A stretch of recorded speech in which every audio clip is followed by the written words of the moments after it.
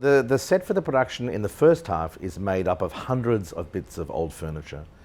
I wanted to find a way to present the shtetl, this community, to convey a sense of the claustrophobia and the transient nature, because these people had to go very quickly or leave very quickly.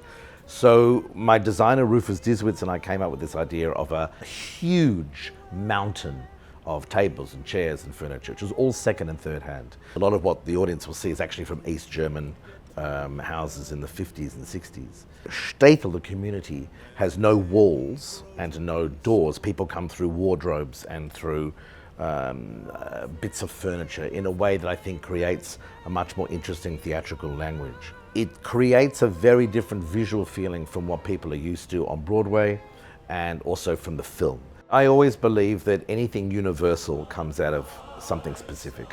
I don't believe you create universality in a story or in a piece of theatre or an artwork through being anything but specific. And through the specificity of saying, this is a village in 1905, but it could be your village. I think that's how you do it. If we were to create a production where we made this very contemporary, where would you set it? Then the whole Jewish rituals and the whole Jewish story would make no sense. But I think that people forget about the show being about Jews during Fiddler on the Roof, and it becomes all of us. We are at the moment living through the greatest crisis in refugees in the history of the world.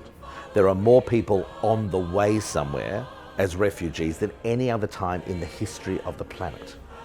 So in a way, what was a Jewish theme, exile, exodus, seeking a homeland, becomes a universal problem.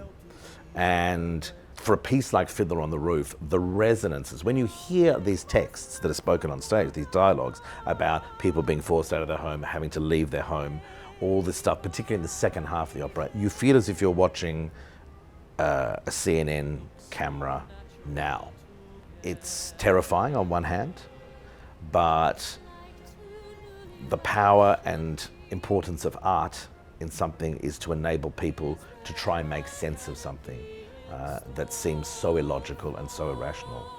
And so the piece doesn't become about, a village of Jews in 1905. It becomes a piece that echoes and resonates through our time. There's a lot of fabulous dancing, there's a fantastic cast, and you will experience a story that is both touching and funny, joyful and melancholic, and be with a group of people for 3 hours that you feel an enormous emotional connection with at the end. And heartily recommended, I would say.